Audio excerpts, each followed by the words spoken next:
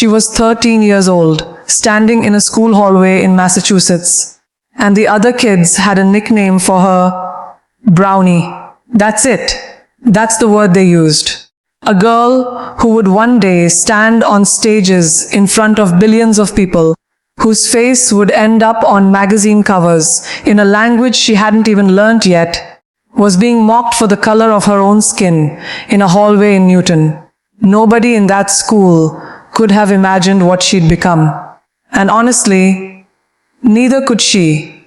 That's where I want to start. Not with the crown, not with the movies, not with the red carpets. I want to start there, in that hallway, because that's the part of the story people skip. They jump straight to global icon, like it was inevitable. It wasn't. Nothing about Priyanka Chopra's rise was inevitable. It was built piece by piece, rejection by rejection, in an industry and a world that kept telling her exactly where she was supposed to stay. Let's go back further, actually. Her parents were both doctors in the Indian Army. That meant one thing above everything else: movement. The family never stayed anywhere long enough to call it permanent. New schools, new cities, new countries. Eventually, by the time she was a teenager, she'd lived in India, then Massachusetts, then Iowa, then New York, then back to India again. Imagine trying to figure out who you are when the ground keeps shifting under you every single year. Most kids would have folded into themselves, become quiet, invisible. She didn't. She adapted. She had to. And that skill, that ability to walk into a completely foreign room and find her footing, that wasn't a personality trait. It was survival. It became the foundation of everything that came after. By 1998, she was back in India, and she had a plan, a real one. She wanted to study aeronautical engineering, not act, not model, engineering. She wanted to build things, understand how machines flew. And then, almost by accident, her family saw an advertisement for the Miss India pageant. She entered. And in the year 2000, at 18 years old, she didn't just win Miss India. She went on to win Miss World, beating out 95 other contestants, the largest field in the pageant's history at that point. 18. Think about that for a second. Most 18-year-olds are trying to figure out what to eat for lunch. She was being crowned in front of the entire world. Here's the part people don't sit with long enough, though. Winning that crown didn't hand her a career. It handed her a door. And doors, on their own, don't mean anything unless you're willing to walk through the terrifying uncertainty on the other side. She had planned to be an engineer. Now she was being pulled into an industry she hadn't trained for, in a country whose film business is one of the most brutal, competitive, and image-obsessed on earth. She had beauty and a title. She did not yet have proof that she could act. And Bollywood does not care about your crown once the cameras start rolling. She made her acting debut in a Tamil film in 2002, and then her Hindi film debut in 2003 with the hero, Love Story of a Spy. The early years were rough, really rough. For every film that worked, there were several that didn't. She was labeled, dismissed, compared endlessly to other actresses. And there was a stretch where industry insiders quietly wrote her off. Just another beauty queen who couldn't carry a film. That's the sentence that could have ended everything. Just another beauty queen. That's the kind of label that fall. And this is the first real lesson buried in her story. And I want you to actually hold on to this one. The crown, the title, the big break. It never carries you as far as you think it will. What carries you is what you do after everyone stops paying attention to the win. Priyanka didn't sit on the Miss World title and coast. She kept working. She kept taking roles, kept showing up, kept absorbing the failures instead of running from them. Because here's the truth. Nobody tells you when you get your one lucky break. The break isn't the hard part. staying relevant after it.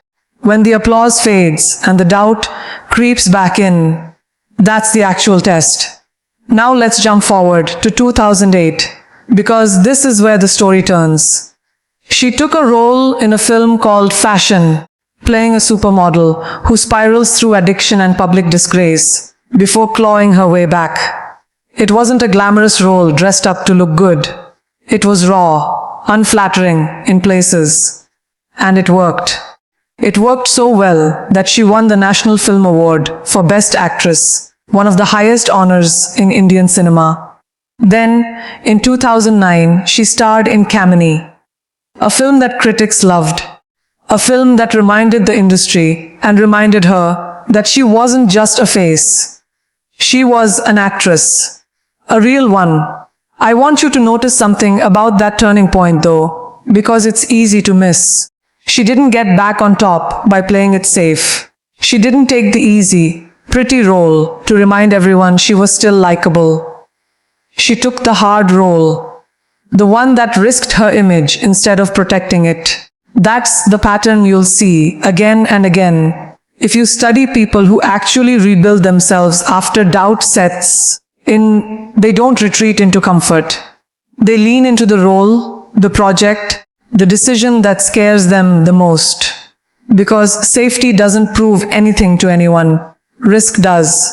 So by the early 2010 seconds, she wasn't just surviving in Bollywood anymore. She was one of its biggest stars. Multiple hit films. A recording career. The Padma Shri, one of India's highest civilian honors, would come her way in 2016. She had built from scratch exactly the kind of career that 18-year-old engineering student never planned for. And most people at that point would have just stayed there, enjoyed it.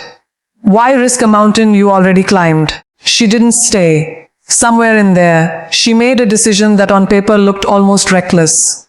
She wanted Hollywood. Not a cameo. Not a token exotic side character. The kind of role Western studios love to hand actors from outside America, just so they can say they included someone. She wanted a lead. A real one. And here's what almost nobody remembers now. Because success has a way of erasing how impossible things once looked. There was no blueprint for this. No South Asian actress had ever headlined an American network drama series. Not one. She wasn't chasing a path, she was building one, with no guarantee it would hold her weight. In 2015, it happened. ABC cast her as Alex Parrish, the lead of Quantico, a network thriller that put her front and center, not as a supporting character, but as the face of the entire show.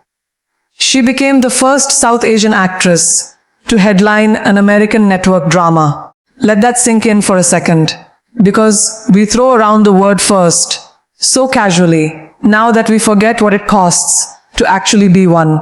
Being first means there's no one ahead of you to show you it's survivable. It means every mistake gets magnified, because you're not just representing yourself. You're representing every actress from your part of the world who might get a shot after you, or might not, depending on whether you succeed. And she did succeed. Quantico ran for 4 seasons. She won People's Choice Awards for the role. She started performing on stages like the NFL kickoff, appearing on Ellen, on Kimmel, on Fallon, slowly becoming a face American audiences recognized, not as a novelty, but as a lead. This is the second lesson, and it's the one I think matters most for anyone watching this who feels like they're starting over in a place where nobody knows their name. Being first is terrifying precisely because there's no proof it'll work. But someone always has to go first. And the only way it ever happens is when someone decides the fear of staying comfortable is worse than the fear of walking into the unknown. But here's where the story gets even more interesting. Because Quantico wasn't the finish line. It was a launch pad. From there she moved into Hollywood films. Baywatch in 2017, playing the villain opposite Dwayne Johnson and Zac Efron. Isn't It Romantic in 2019, The Matrix Resurrections in 2021. She kept stacking credits, kept proving the first success wasn't a fluke, kept refusing to let herself be boxed into one type of role or one kind of story. And underneath all of that acting career, quietly, she was building something else entirely.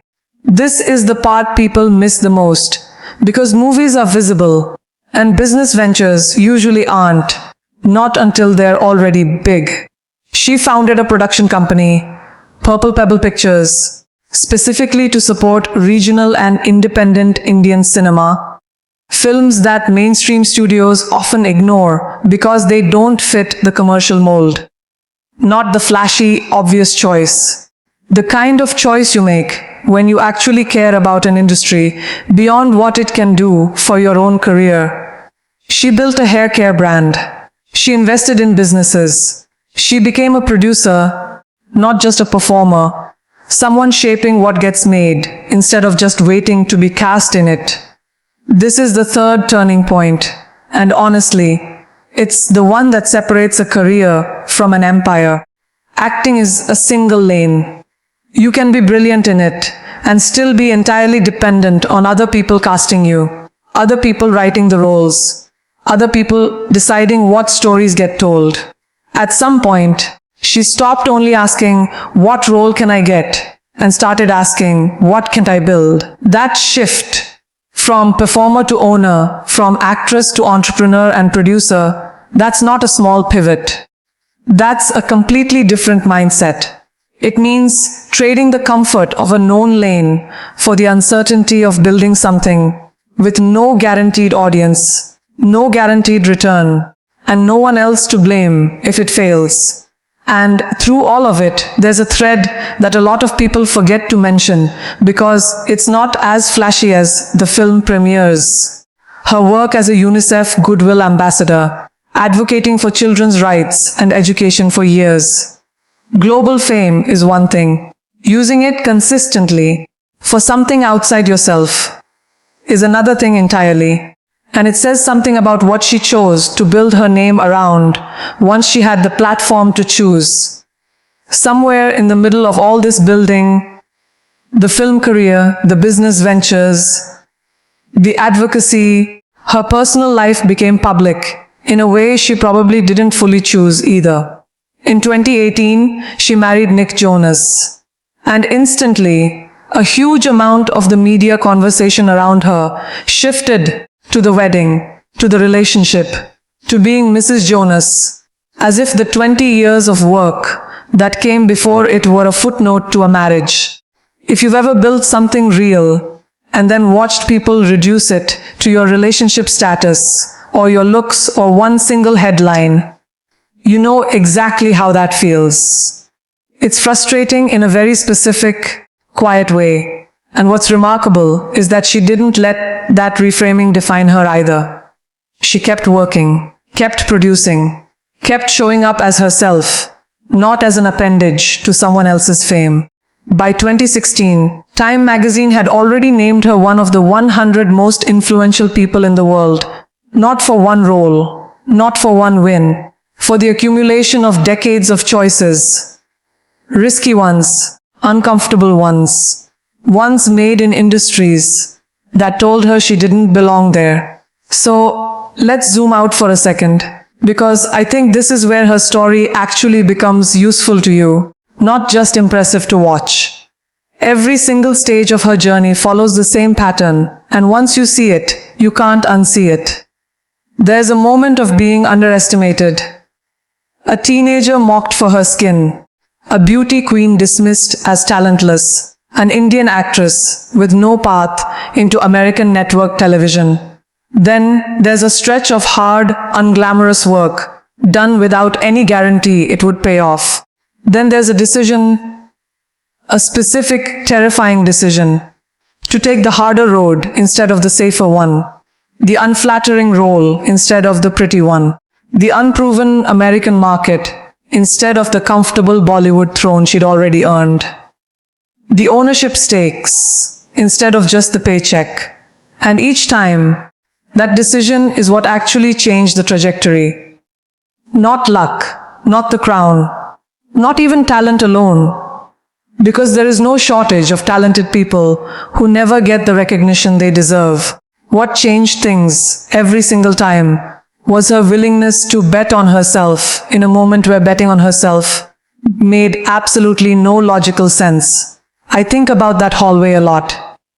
13 years old, being called Brownie by classmates who had no idea what they were looking at. If you had told that girl that one day she'd be one of the most recognized faces on the planet, running her own production company, sitting on lists of the world's most influential people, she probably wouldn't have believed you. Not because she wasn't capable, but because nothing in that moment was telling her that story was possible. And that's really the point of all of this, isn't it? It's not, isn't she amazing? Of course she is. But that's not useful to you sitting there right now. What's useful is this. Every stage she reached started as something that looked completely unreasonable from where she was standing. Aeronautical engineering student to Miss World. Struggling Bollywood actress written off by her own industry to national award winner. Bollywood star with nothing left to prove to first South Asian lead of an American network drama, a role that had literally never existed for anyone who looked like her before. None of those leaps looked reasonable in the moment. They only look inevitable now, looking backward, because we already know how the story ends. You don't have that luxury with your own story. You're standing in the middle of it, right now, and it probably doesn't feel inevitable at all. It probably feels uncertain, maybe even a little impossible. Maybe you're being underestimated somewhere, in some hallway of your own, literal or otherwise. Maybe you've already had your version of the flop era, where people quietly wrote you off. Maybe you're standing at the edge of a decision that looks reckless on paper, a risk with no blueprint, no one who's done exactly what you're about to try. Here's what her path proves. And I mean this plainly. The empire was never built in one leap. It was built in a series of uncomfortable decisions, made one at a time, each one slightly too big for the person making them at that moment. She grew into each decision after she made it, not before. That's the part nobody tells you. You don't have to feel ready.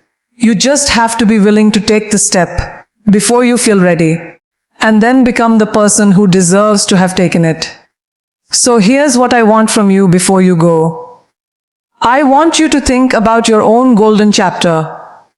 The one you haven't written yet. The one that still feels a little unreasonable, a little too big, a little too far out of reach. I don't want you to overthink it.